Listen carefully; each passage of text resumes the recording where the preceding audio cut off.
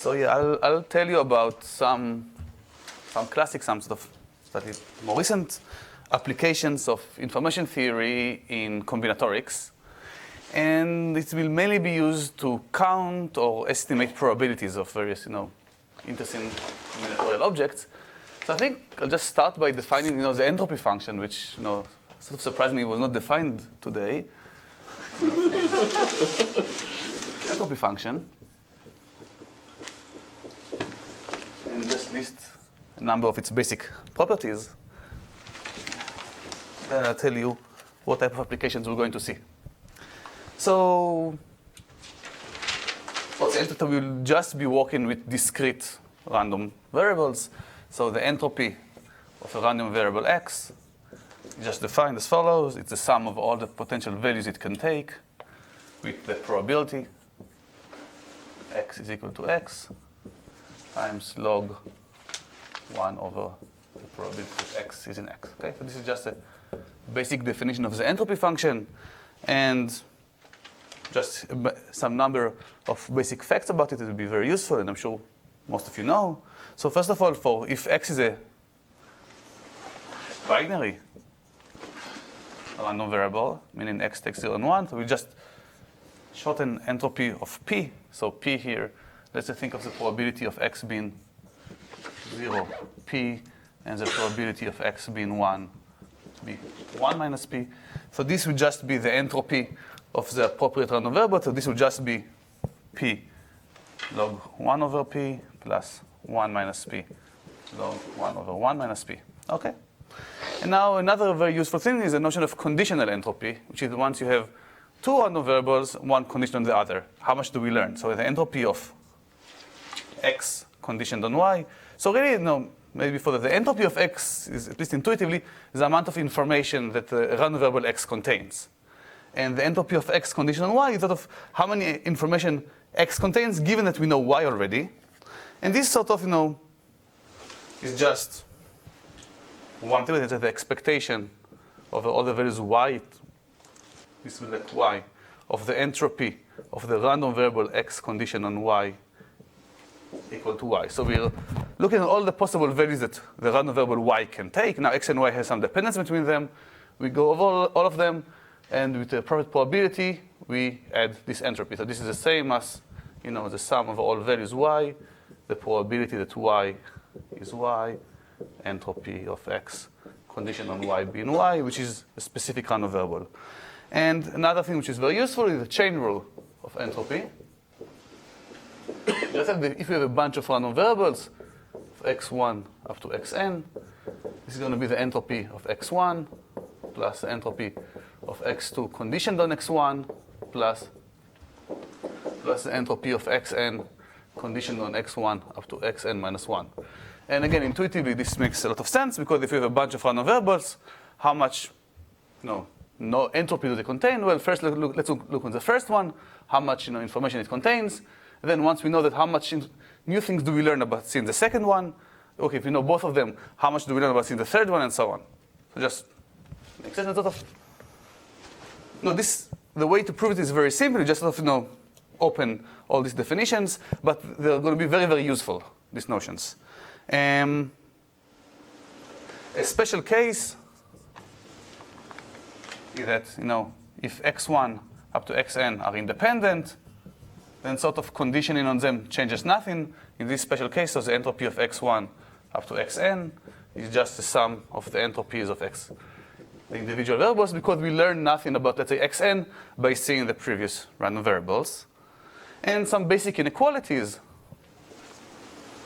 So first of all, the entropy of any random variable is non-negative. The entropy of x conditioned on y. So if I know something about x, then sort of I should learn less about x. So this is at most the entropy of x. And more generally, the entropy of x, let's say, conditioned on y and z, is at most entropy of x conditioned on y. So basically, if we condition on more things, we have less and less entropy in a random variable. And finally, so maybe I'll go here. So if x is uniform on a universe size n, then the entropy of X is just log n. So this is the maximal amount of entropy that a random variable on a universe of size n could have. Okay, so this is just a bunch of basic definitions and basic properties of the entropy function. And now basically we're going to see how we will use them to understand questions in combinatorics which are not so trivial, but somehow using entropy will be the right tool to understand them. Okay, if I write here, can everybody see? By the way, also same question for the right board. Can everybody see all the 4 boards? Good. So what I will talk about today and also tomorrow. So first I'll start with Shears Lemma, which is going to be one of the most useful tools in combinatorics which use information theory. We'll see it's going to be a very simple and clean lemma. The proof is going to be simple, but it's going to have a tremendous number of applications.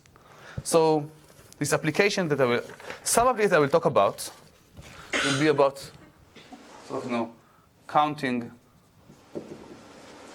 graph homomorphisms.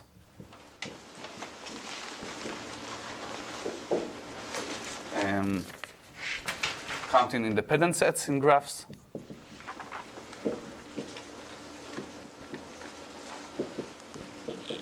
You'll see a weighted version of it.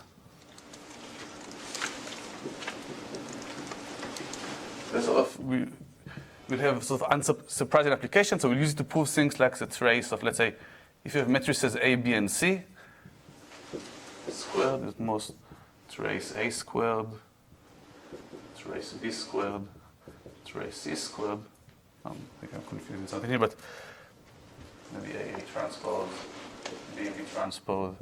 So some functional inequality about traces of matrices that seem to have nothing to do with information theory. We'll see somehow how a weighted version of Shears Lemma give you very cleanly and elegantly this type of statements. We'll see about the KL version of Shears Lemma. This will have applications to sort of read K functions. And so we won't cover everything today, but this is both for today and tomorrow.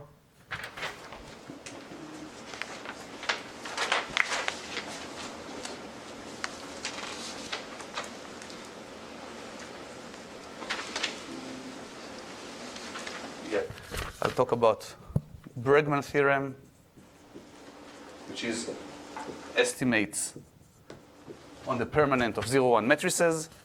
And finally, I'll talk about Spencer's theorem, which is a fundamental result in discrepancy theory. And somehow, all of these results will use entropy in a very crucial way. In particular, these questions would use Shears Lemma directly. This will be sort of, a variant of Shears Lemma, and this will be other applications of information theory in combinatorics. So let me start by describing Shears Lemma. And by the way, if there are any questions, please stop me. Don't wait till the end.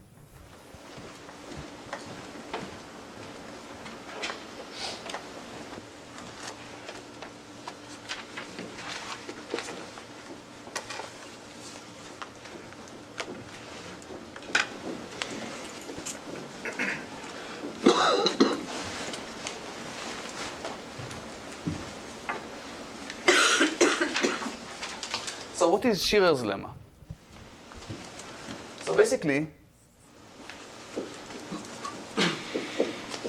here's a very simple inequality. We said that the entropy of x2 conditional on x1 is at most the entropy of x2, and so on. So we know that the entropy of x1 up to xn is at most the sum of the entropies of the individual variables, right? This is a basic inequality about entropies. Now, what Shears Lemma talks about is what happens if we look on subsets of variables. So here's the basic premise. So we get subsets with S1 up to Sm, subset of n. And let me denote by xs, just to be this collection of variables, xi, I in S. Okay? So what Shears Lemma is the following thing. So assume that for all I in n, there exist at least k sets in our collection S1 up to Sm that contain I. So every element I belongs to at least k sets. Then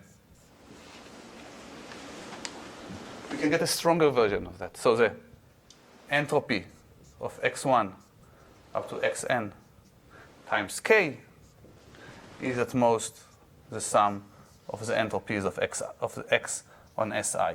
Okay? I goes from 1 to m. So first of all, I want you to see that this is a stronger version of this basic inequality. So here the sets are just individual variables. Indeed, each variable appears in exactly one set, and we get that the entropy of the variables is at most the sum of the entropies.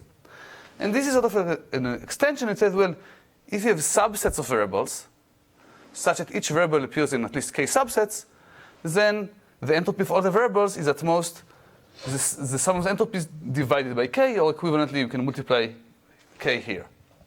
Okay, so this is Shears Lemma. So let me first prove it, and you see the proof is very simple and elegant, but then we'll see a number of applications of it, sometimes very surprising.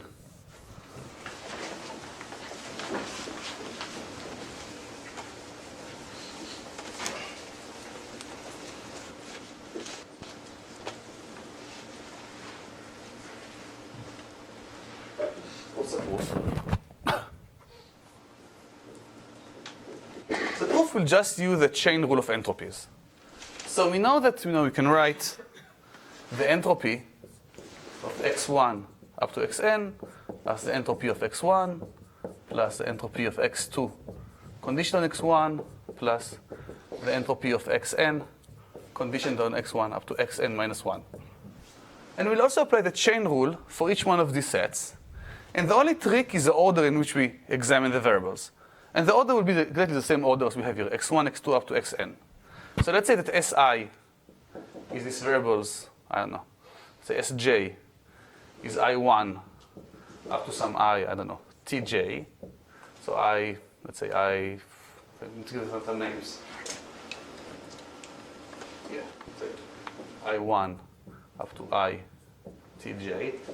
Then we know that the entropy of x Sj is just the entropy of x I1 plus the entropy of x I2 conditioned on x I1 plus the entropy of the last one, x I Tj conditioned on x I1, x I Tj minus 1. Okay?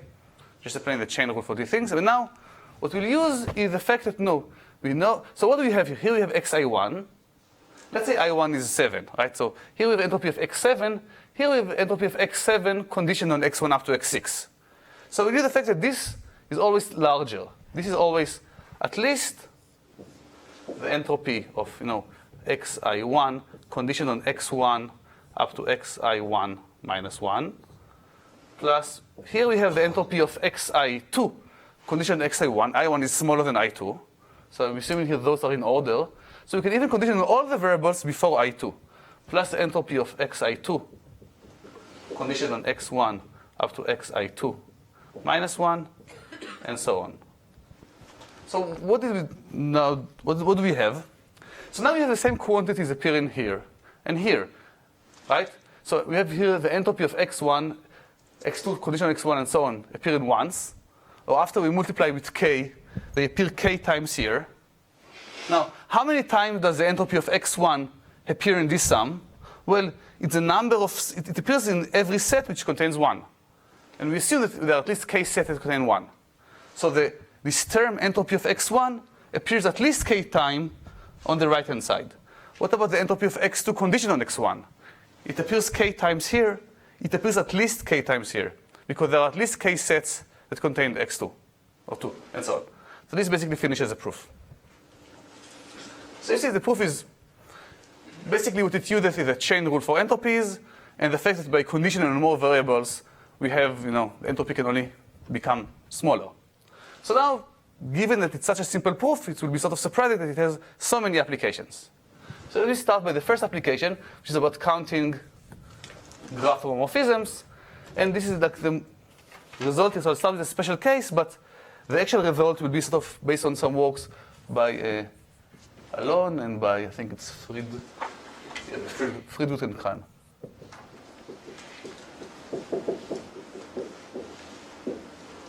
But let me start with an example. So let's say, let P be a subset of points in a three-dimensional space. And let's say it has the following property. When we project it to the xy plane, the yz plane, and the xz plane, we only see n projection. So projected to the xy, yz, or the xz planes, it has at most n points. And the question here is, how large can P be? So for those of you who don't know this example, what do you think? When somebody has an estimate, what should be the size of P? So if P should have at least n points, how larger than n could it be? Nobody. So let's start to think of an example. What's an example of a set that has small projections on xy, yz, and xz planes? So one example is a grid, right? If P is a grid, so if P is a grid of size root n by root n by root n, right? So its projection on xy, yz, and xz planes will have n points. So this shows that P could have n to the 3/2 points. And here, in fact, the theorem is that, the size of P is at most n to the 3/2. So that's the best you could do. And the proof would use Spencer theorem. And later we'll see it's actually a special case of a more general theorem.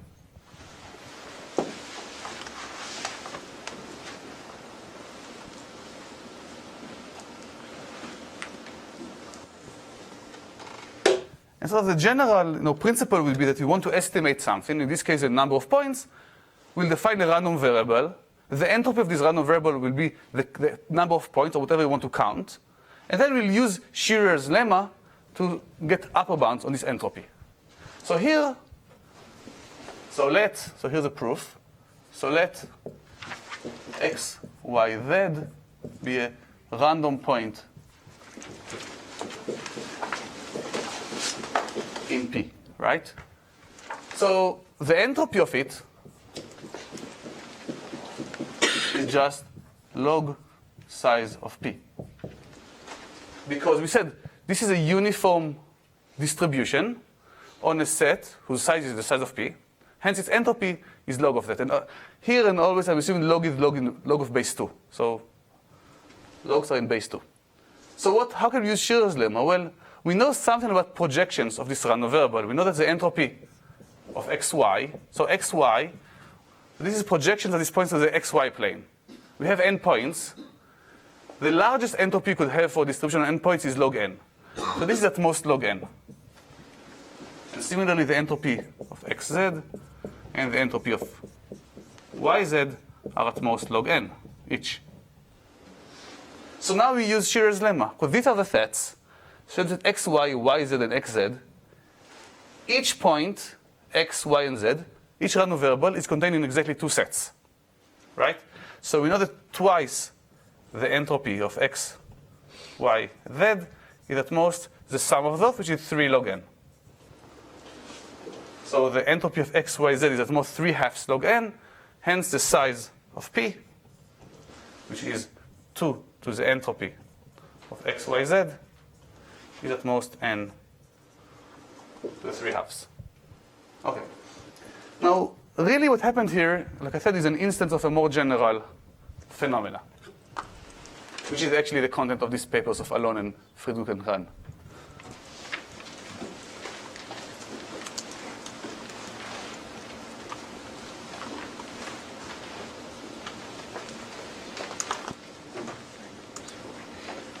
So the more general context would be counting graph homomorphisms.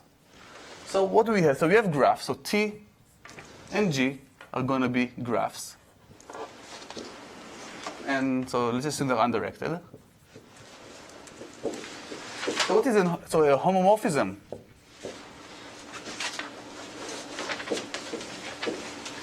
From T to G is a mapping, let's say phi, from the vertices of T to the vertices of G that preserves edges.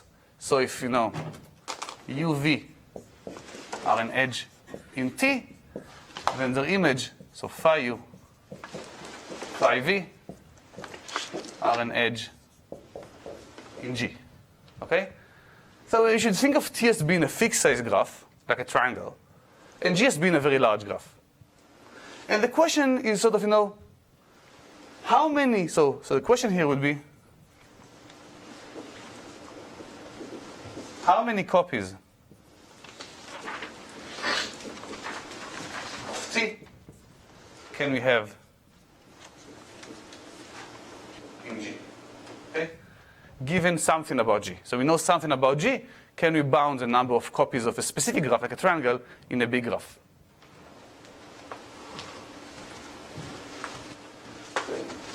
So it turns out that the important parameter here is what's called the fractional cover number, or the fractional independent set of T. So let me define that.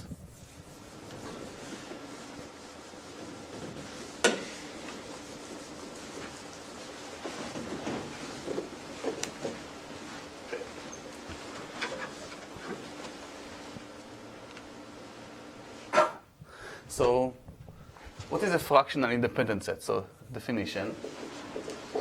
So the fractional independent set in T is so independent set is just some subset of the vertices such that none of those, all the pairs are not connected by an edge, right? Yes? You're preserving edges, but you're not preserving non-edges. Right? Yes, exactly. So it's not like induced something. It's not induced. Okay. Just not an induced homomorphism, just an homomorphism. Okay, Yes. okay. Yes. That's correct. So what's a fractional independent set in T? Is a way of assigning, so this is a mapping, just because this is my notations here. Is some mapping psi from the vertices of T to the interval 0, 1, such that for any edge, any UV in the edges of T, psi U plus psi V is at most 1. Okay, so this is the linear programming relaxation of independent sets. So now we're allowed to assign to vertices weights between 0 and 1, and the requirement on any edge, the sum of the weights on both sides is at most 1. Okay? So it's a relaxation of the 0, 1 independent set problem. Now this is and we define the fractional independent set number, so which is defined by alpha star of T, is a minimal size of a fractional independent set, and here the size is just the minimum of the sum of psi V over all V, where psi is a fractional independent set. Do I mean maximum? I think I mean maximum, yes. Thank you. Maximum size. Yeah. So it's the largest size of the largest size of a fractional independent set. Okay. So this is a linear program. It has a dual version. The dual version is what's called the fractional cover number. So the fractional cover is a mapping phi, let's say, from the edges to 0, 1, such that for every vertex V, the sum of phi E on all edges adjacent to V is at least 1. Right? So you want the integral vertex choosing a subset of edges that touch all the vertices. The fractional relaxation is that to say you want to choose a weight for each edge such that on each vertex the sum of the weights is at least 1. And here the question is, you want to minimize the size of the cover. It turns out that this is a dual version. So alpha star T is also the minimum of the sum of phi E over, all fractional covers. Okay, so what's the relation between this notion and our question. So here is the theorem.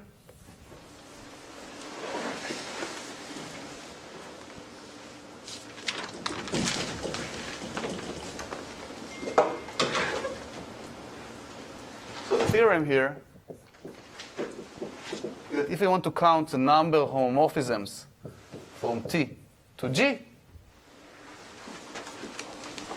it's at most twice the number of edges of G to alpha star T. So the maximum number of homomorphisms is a polynomial in the number of edges of our graph G, and the coefficient of this polynomial turns out to be exactly this fractional independent set or fractional cover of the graph T. Okay, so let's just see that, before proving it, that we can recover our n to the 3/2 example up to constant factors. So for example, so we have these points, x, y, z in R3. So we want to build a graph out of them. So the graph would have 3 parts. It will have part corresponding to the x points, the y points. So here we put all the x coordinates of all the possible points, all the y coordinates for all the possible points, and here all the z coordinates. And whenever we have a triangle between x, y, and z, we're just going to connect it with all these 3 edges, okay? So this will be our graph. Again, it's a graph, not a hypergraph. But what we know that for all, how many edges do we have here? At most n, right? So the number of edges between the x part and the y part is at most n, because each edge corresponds to some projection of some point to the xy plane. So the total number of edges is at most 3n. And now let's see. I claim that counting the homomorphisms of the triangle to this graph is essentially the same as counting points in our set. Because what is a triangle here? A triangle is exactly x, y, z connected by the edges. So it's at least as large as the number of points, right? So every point actually gives me even 6 possible homomorphisms, because I can map it to x, y, z, or I can rotate the triangle, right? Rotate or reflect it. So that at least gives me a lower bound of the number of homomorphisms, but then we can use the theorem to get an upper bound. The upper bound says, well, this is at most twice the number of edges, which is 6n, raised to the power, which is alpha star of the triangle. Okay, so now we just need to verify that the fractional independent set of the triangle is 3/2, and this just follows because you can verify that you set psi to half for each vertex. You can get an independent set of 3/2, but you can't get more than a half. If 2 vertices have more than a half, then you have more than a 1 on this edge. Okay. So this is 3/2, and we recover this n to the 3/2 up to constant factors. Okay. But this is a more general result. And so how do we prove it? Well, we prove it more or less the same way that we prove the example for the triangles. Okay, let's prove it.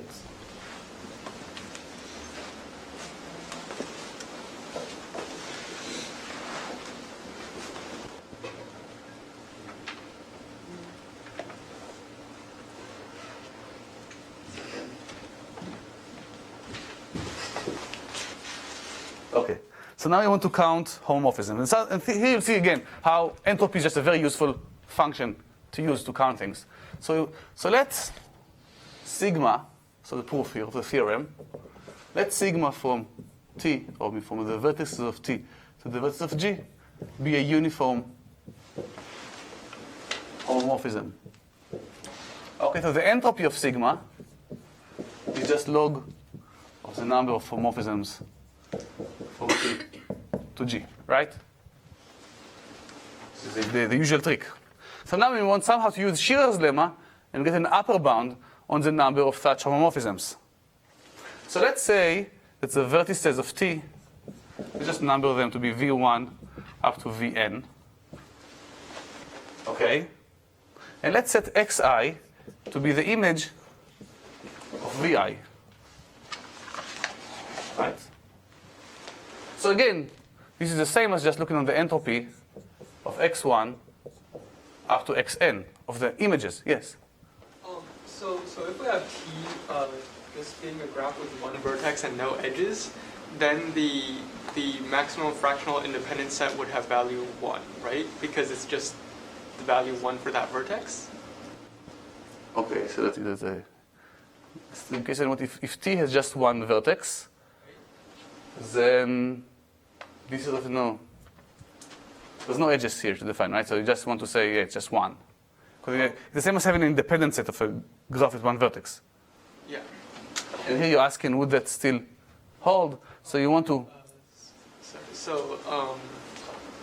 okay, so the minimum graph cover is, so what's the value of A star T then?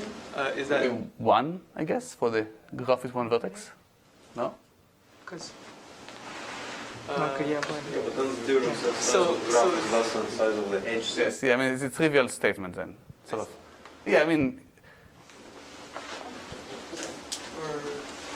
so it seems like the number of homomorphisms should be unbounded in that case, right? Because the graph can be infinitely large and have...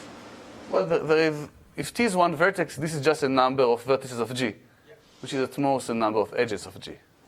So that's still fine, I guess. Unless, well, I don't know, yeah, I mean... but G could have an infinite number of vertices but no edges, right? Yeah, that's true. So let me just think for a second. So now let's go through the proof and then we can see why it breaks down for this case. Well, then for that, alpha star will be infinity, right? Because there are no edges, there is no constraint. Yeah, that's true. I mean, here I am restricting psi to be 0 and 1, but maybe they want to allow it to be unbounded. I mean, it's an extreme case. But I mean, definitely the proof would use the fact that T has at least one edge. Tell you that. Okay, so T should have at least one edge. Okay. Thanks. Okay, so xi is the sigma of vi, and okay. Before going through that, let me just stop for a second, and I want to tell you an equivalent version of Shears Lemma, which is going to be useful. In particular, it's going to be useful here. And I apologize for forgetting to do it when I discussed the basic notion of Shears Lemma. So we said we had a number of sets, but sometimes it's useful to think of a distribution over sets. So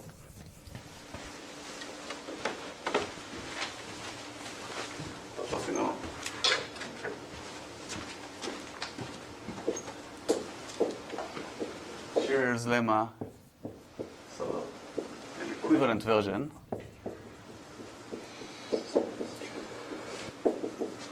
So we have, again, x1 up to xn, random variables.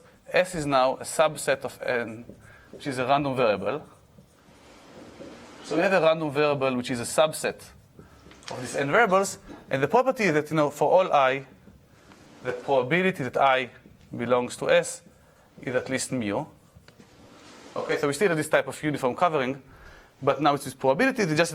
And then the theorem would say that, the entropy of x1 up to xn times, I think, I'm just confusing the normalizations here. Yeah, times mu is at most the average entropy of xx. So this is really an equivalent version with different normalizations. So instead of summing over the sets, we'll average it over them, and here we're also looking at the probability instead of the number. So just the equivalent version is just going to be slightly more convenient to use here. Okay? But trust me, it's a fully equivalent version. So what do we do here? So now I want to choose a random edge in T. So how do we do it? We're going to use the fractional cover as a way of choosing this edge for us. So let phi from the edges of T to 0, 1 be the, a fractional cover T such that the sum of phi E is alpha star T. Okay? It's the optimal one. And then we're going to choose E with probability phi E over alpha star T. Right? So this gives us a distribution over edges. And what is and we're just going to use this sort of version of Shears Lemma to argue that so really an edge here is a subset of the vertices of size 2. So you should really think of this as choosing subsets of these vertices of size 2. And the property is that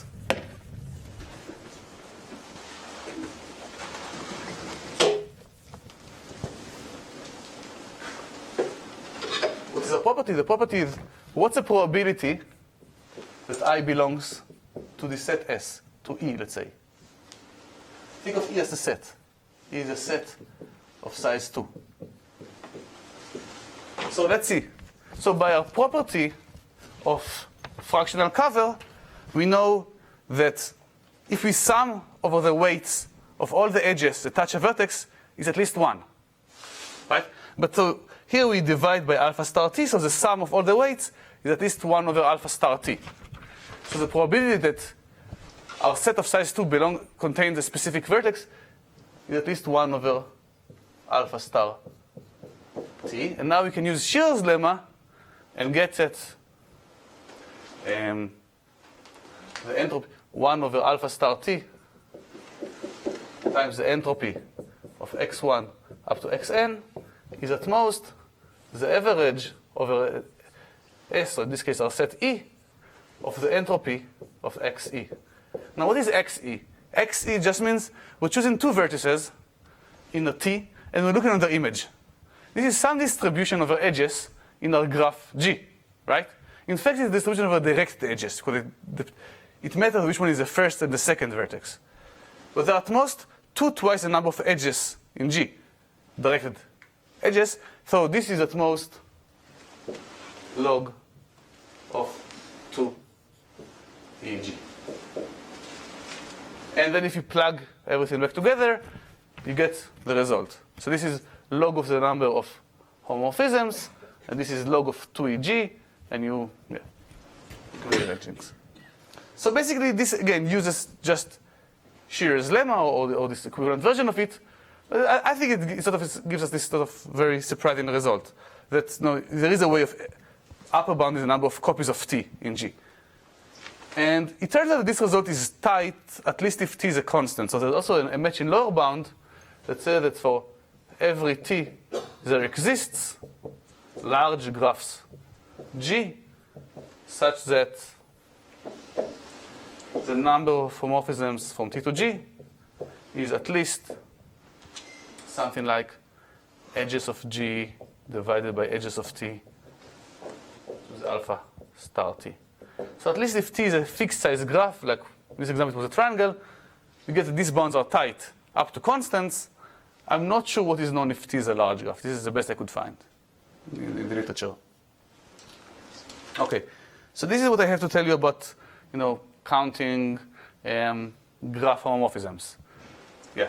So if I wanted to use the same technique to get a bound on counting induced subgraphs, which in many applications is a more useful thing to count in big graph problems, does this proof break at some point or you can give a bound for?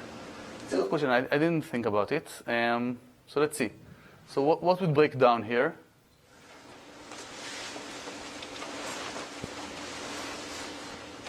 I guess what might break down that sometimes you need to count non-edges. If G is sparse, you might have too many non-edges there. So that, I don't know. It may work. It may work. Okay. So now I want to move to a different application, which is about, again, counting in graphs, but now instead of counting graph homomorphisms, we'll be counting independent sets in graphs. So let me leave this version here and just delete this part.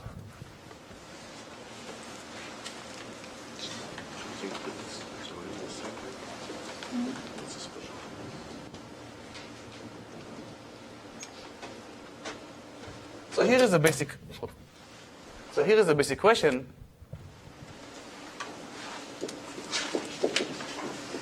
So G is a graph, an undirected graph. It has n vertices, and it is d-regular, meaning every vertex has degree d. How many independent sets can it have? How many independent sets can it have? Okay. So we want to construct d-regular graphs with the largest possible number of independent sets. So here's one example. So it will be a bipartite example. So we're going to have,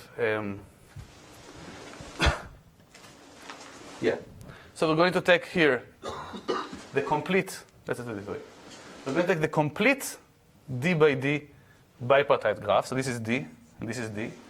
And we're just going to take the complete bipartite. So this is not KDD. And we're going to take, so this has 2D vertices. It's d-regular because each element here has d neighbors here and vice versa. And we're going to take, copies of independent copies of it. We're going to take how many?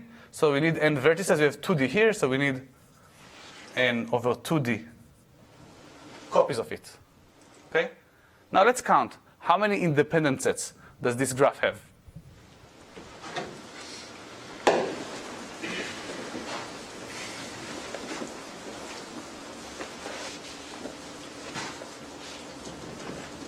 So, number of independent sets. So let's see. So in each one of these, so we can do it independently in each KDD graph. So here we can choose any subset here and any subset here, but we can't choose a vertex both in the left side and the right side. So really the number of independent sets in the first copy of KDD is 2 to the d, right, times 2 minus 1. So why that? Because it could be any subset here, and it could be any subset here. So this is 2 times 2 to the d, but we double counted the empty set here and the empty set here. Right, so this is a reason for the minus 1. Okay, so this is the same as 2 to the d plus 1 minus 1. And we have n over 2 to the d copies, so this is raised to the power n over 2 to the d. And obviously here I'm assuming n is divisible by 2d. So the theorem by Kahn is that this is maximum. So out of all, if, but there's a caveat, if G is bipartite, so out of all bipartite graphs with n vertices, that's the one that has the largest, that are d-regular, that's the one that has the largest number of independent sets. And for a while it was left open whether this is also true for general graphs, but this was proved also by Zhao. So the theorem, more than one by Zhao, that this holds for all graphs, all d-regular graphs. So in some sense, both results use information theory. I will just describe Kahn's result.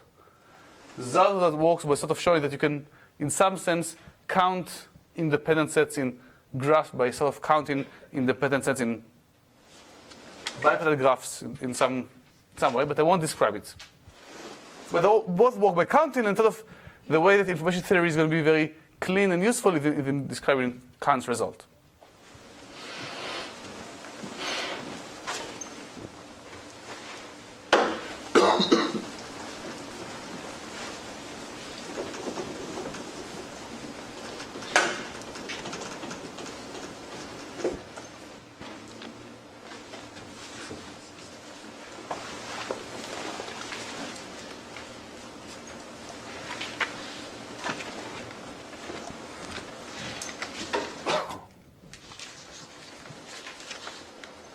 Okay. So what we have here, so the proof. So we have G is bipartite.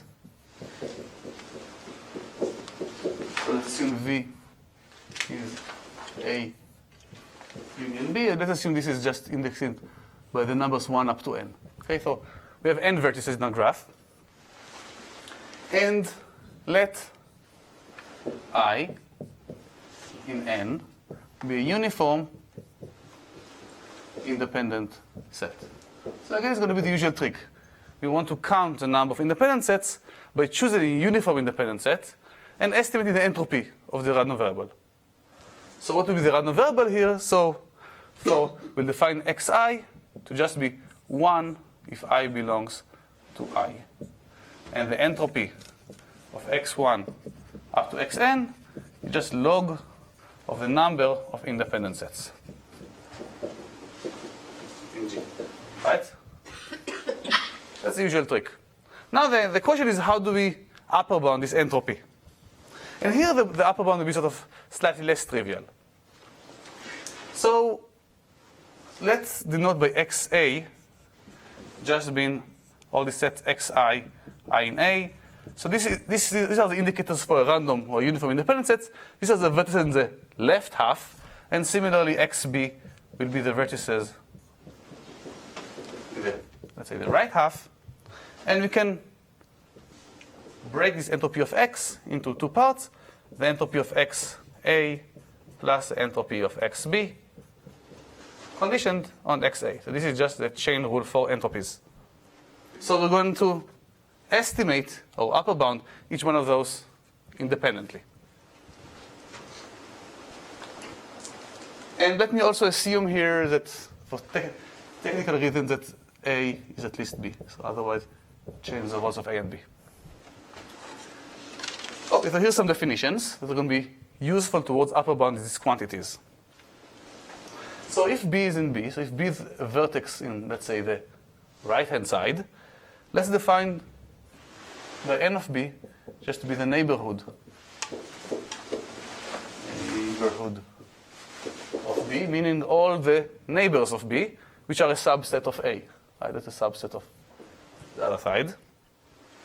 And obviously, you know, if we have a chance of B being in the independent set, it must be the case that all of its neighbors are not in the independent set.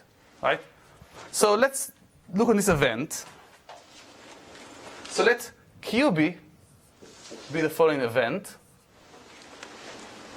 NB intersected I is empty. Meaning, if we already examined all the neighbors of B, and we saw that one of them is in the independent set, we know that B cannot be in the independent set, right? Because there's an edge between them by definition. So the only case where B could potentially be in the independent set is that if none of its neighbors are there, and QB is the event indicating that. And remember that I is a uniform independent set. That's QB, and let me define, but not by small qb, the probability of that event happening. Okay? So now we can do some estimates. Let me start by upper bounding the second quantity. So what is the entropy of xb conditioned on xa? Well, it's most by the sum of all elements b and b of entropy of xb conditioned on xa. This is a trivial upper bound on entropies. This entropy of a bunch of random variables is at most the sum of the individual entropies. Now, how can we estimate that? Well, remember that if we, here we're conditioning on a lot. We condition on that we know everything that happens. For all the vertices in A, we know if they're inside or outside of the independent set. If we condition on less things, this can only increase the entropy because we know less.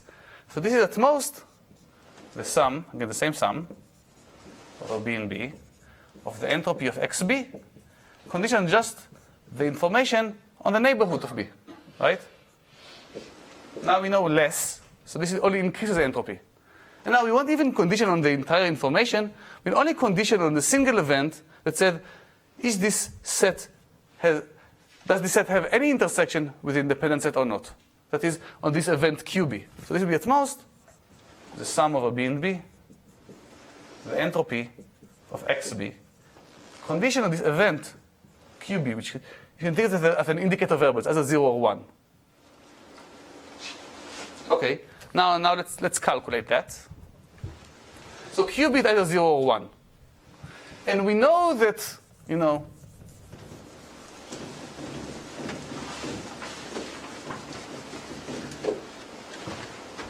so let's see, what is this entropy xb conditioned on qb. Well, qb is an indicator. There are two cases.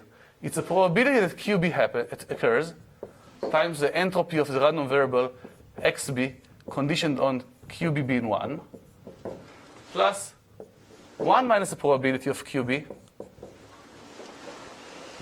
times the entropy of xb conditioned on qb being 0, right? Just because qb is an indicator random variable. Now, but we know that if qb is 0, qb was the event that all of the neighbors of b are not in the independent set. So if it doesn't hold, we know that b is guaranteed to be not in the independent set. So xb is known to be 0. So we know this entropy is 0, right? So this term is actually 0. So we are only left with this term. Now here we're going to use the trivial upper bound, say that, well, xb is just a bit, so this is at most 1. And this is, if you remember, we call this qb. So this is just at most this quantity we denoted q, small q of b. Just this probability that all the neighbors of b are not in the independent set. So just to summarize, one bound is the entropy of xb conditioned on xa, at most sum of qb. Okay? This will be our upper bound on the second term. So now I want to upper bound the first term, and here we're going to use Shears Lemma.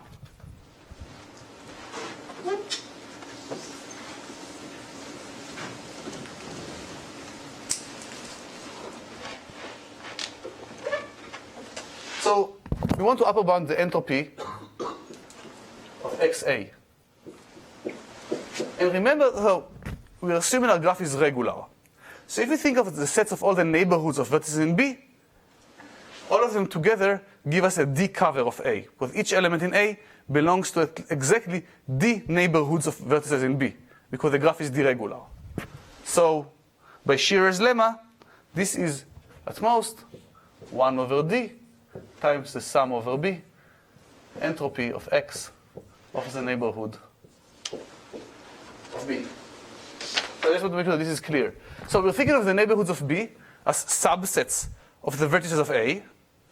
We have as many of them as we have vertices in B. But the property that every element in A is contained in exactly these subsets. So this is really the premise of Shears Lemma, and this is the bound that we get. We get this improvement of this trivial bound of the sum by a factor of 1 over D.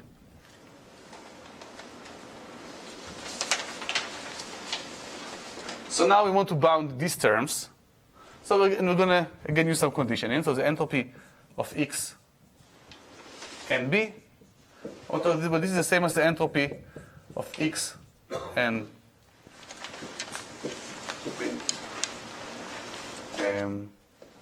conditioned, or let's say X and B, and QB. Why? Because QB is something that already depends on X and B. So X and B tells us for every neighborhood of B, every vertex which is neighbor of B, whether it's inside or outside of the independent set. And this is just, a summary version telling us is any of them there.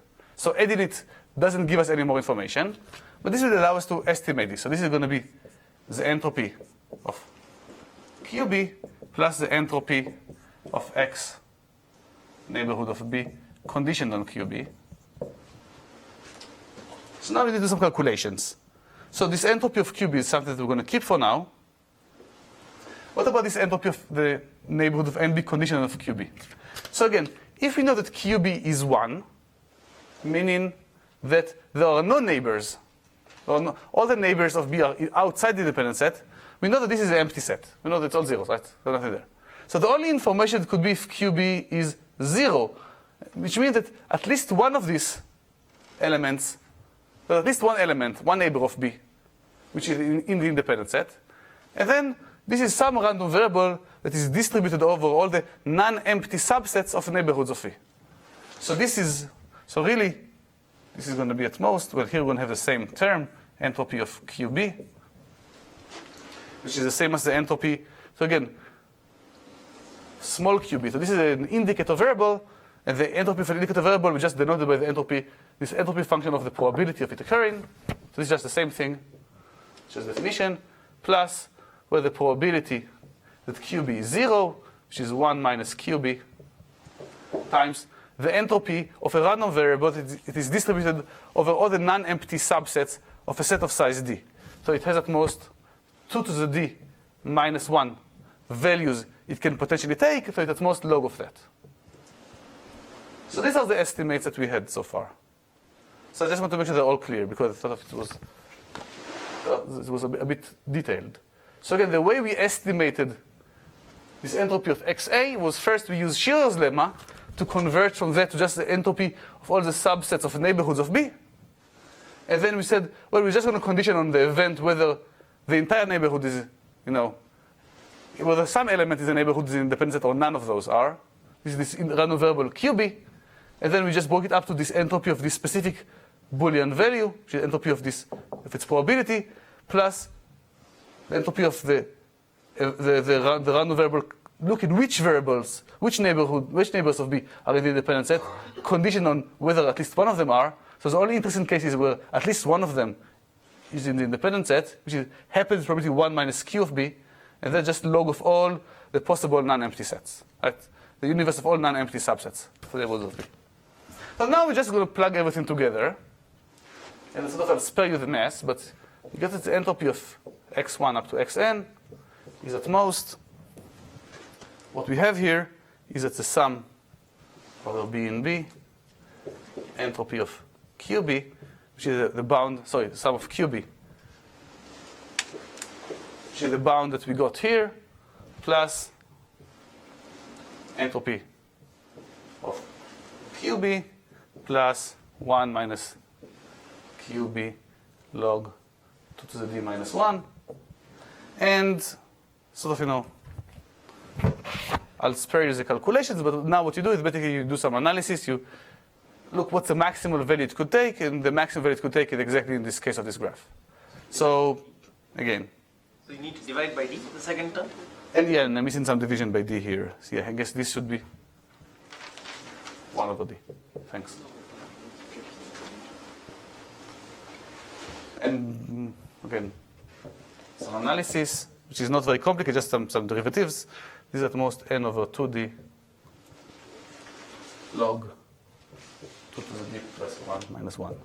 So sort of this doesn't really give an intuition for why this is a maximum it could be, but sort of, it works. And we have an example showing that this is a maximum it could be. I would love to have a better intuition of why these calculations are tight. But I guess one intuition, at least from Kant's paper, that if you follow these calculations for the KDD graph, they're always tight. You don't lose anything. So this is one reason why they are. This gives us the external value. Yes? Is there a way that one could be inspired by the conjecture that that is the tight counterexample to this derivation? Like to think, okay, I want to find something, like you said that every step is tight for that. So is there like a, or? I don't know. You should ask Jeff Kahn. I don't know. I mean, I'm not sure what was his motivation to using these techniques, other than entropy is just information theory is a very useful technique for counting things. It's a very convenient tool. If you place the 2 to the D minus 1 by 2 to the D, this thing simplifies quite nicely, right? So is that looser upper bound a little more intuitive? I don't think so. Sort of, yeah, but you do get another factor of 2 here from here, you see? This is 2 to the plus 1. So that you get from all this. If you remove that, you just get the 1 minus QB, and the QB just adds up nicely to a 1. So. Yeah. Well, not quite, because you have a 1 over D here, right? Yeah, but the log of 2 to the D will Okay. cancel that. So Fair enough. the expression looks nicer, at least. Actually, it looks nicer. Yeah, I guess then you might get n over D, something like that, because the entropy is at most 1, maybe this will be like n over D. But yeah. So the nice thing here, this gives you like exactly the tight bound. Which was, to me, at least somewhat surprising. Okay. So since we started late, I'm not sure how much time I have. So the organizers. So this clock doesn't seem to be correct. Just about. It's about an hour now, so Yeah. So, which means? it's reasonable to stop, but Reasonable to stop. unless you want to have something. No, I mean, I have a lot of other things, but I'm planning to continue tomorrow. So it's good. I just want to know what's a good time to stop. So actually, no, let me just, if I can continue for 5 more minutes, there's one more item I want to put here, and before, because the next item is going to be sort of somewhat different and also slightly more technical. And here we're going to prove the following sort of surprising functional analysis inequality, which seems to have, again, nothing to do with entropies. So here's a theorem. This is pretty good. If you have matrices A, B, C, are n by n matrices, and you're looking at the trace of A, B, C, you're squaring it, this is at most a trace of A transpose, trace B transpose, trace of C transpose. Okay? That's an inequality. And sort of, we'll see how to prove it using Shears Lemma. In fact, how to prove it using a weighted version of Shears Lemma. But before doing that, let me give you an equivalent version of Shears Lemma, which talks about hypergraphs. So here is maybe Shears Lemma once again. Now viewed a question about hypergraphs. So H is a hypergraph, meaning it's a collection of subsets. And so it has vertices and edges. So let's say H is VE. So E now is a collection of subsets of V, not just edges. And let's S1 up to SM be subsets of the vertices. And let's assume that each V in V belongs to at least K subsets. Then, okay, let's define the hypergraph. So HI is going to be the hypergraph H restricted to the set SI. So HI, the vertices of it are just going to be SI, and the edges are going to be all the edges E intersected SI, E in E. Okay? So this is going to be our hypergraph. If we just look on what happens on some subset of vertices. So each potential edge in a hypergraph, which is a subset of V, we're just going to look on its intersection with SI. And then Shears Lemma reads as follows. Well, if you look on the number of edges in the graph H, raised to the power K, it's at most the product of the number of edges in HI. Okay? So let's just start this for a second. So it said that if we have some bound on how many edges we have in projections of our hypergraph to subsets, it gives us a bound on how many edges we have in our hypergraph in total. So just prove that. It's going to be basically a 2-line proof following our previous version of Shears Lemma.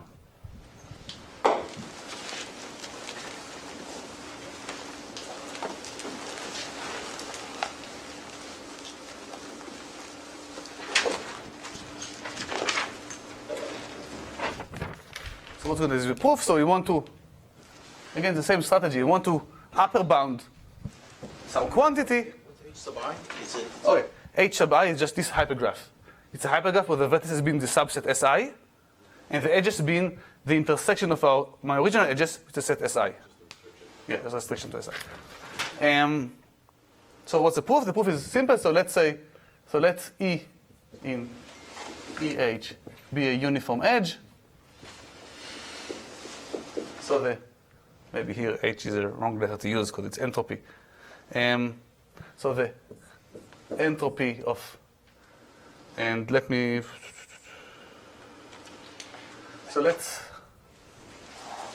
say that the number of vertices of H is n, and x1 up to xn are 0, 1 values, and they are the indicator of this E. So basically, we're choosing a random edge in a hypergraph, and we have this bit vector telling us for each vertex whether it's inside or outside of this edge. Okay? So the entropy of x1 up to xn is just log of the number of edges of H, right? It's just the object that we're counting. But then we use Shears Lemma. So what do we know? We know that the entropy of X restricted to Si, this is a random variable that is distributed over the edges of the hypergraph Hi. This is just, right? So this is at most log of the number of edges of Hi. And then you just plug in Shears Lemma. So no, entropy of x1 up to xn is at most 1 over k times the sum of the entropies of x Si, and you take 2 to the power of that, you get this version. Okay, so that's a nice framework to view Shears Lemma as a function inequality about hypergraphs. What Friedrich proved is actually a weighted version of that. It's going to be useful. So now we're going not just to have hypergraphs and sub-hypergraphs, but we're going to assign weights to the sub-hypergraphs. So now, it's the same, under the same framework, we're going to define a weight function. So the weight function will be some function from the edges of Hi to the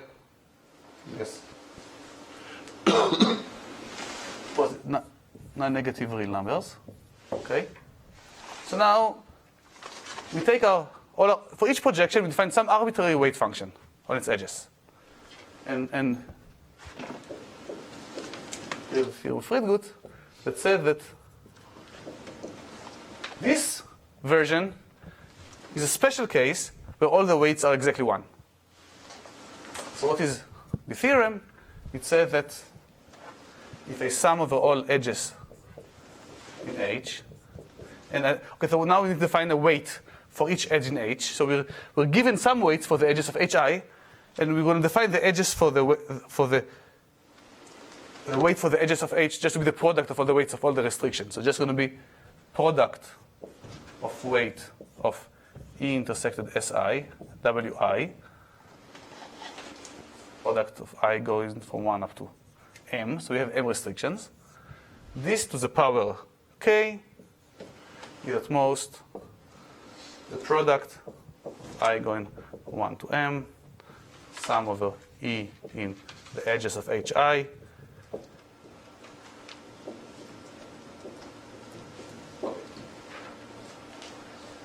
So really, I mean, I can't offer a lot of intuition about it, but basically it said you can have a more generalized weighted version of Shears Lemma, saying if we think of the weights of edges of H just be the products of all the other weights, then the sum of the weights in H is raised to the power k is at most the sum of the weights in all the restrictions raised to the same power k. Well, remember, k is this parameter that's controlling, how many times we recover in every element in our basic set, in the vertices of H. Okay, so now let me show you how you can use, I'm not going to prove this theorem. The way you prove it is basically you go through the proof of Shears Lemma, but you have to be somewhat careful. But it's more or less the same proof. But let me show you how this weighted version implies this sort of inequality about matrices that I stated on the left side.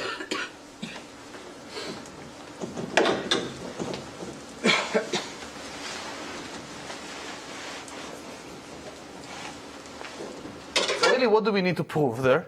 So if we unwind these definitions of traces, so if we think of A as just being, Aij, B being, Bij, and C being Cij, so the trace is just the sum of Aij, Bjk, Cky squared, at most the sum of Aa squared, the sum of Bj squared, let's say the sum of Ck squared, right?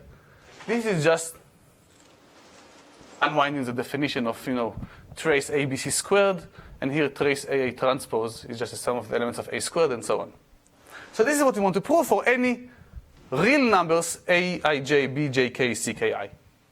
Now I want to argue that we can assume with out of the generic that all these numbers are non-negative, because, well, here it doesn't matter, And here, if some of them are negative, this could only get to be smaller, never larger.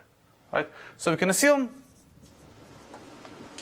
with atlas of generality, that Aij, Bij, Cij are all non-negative.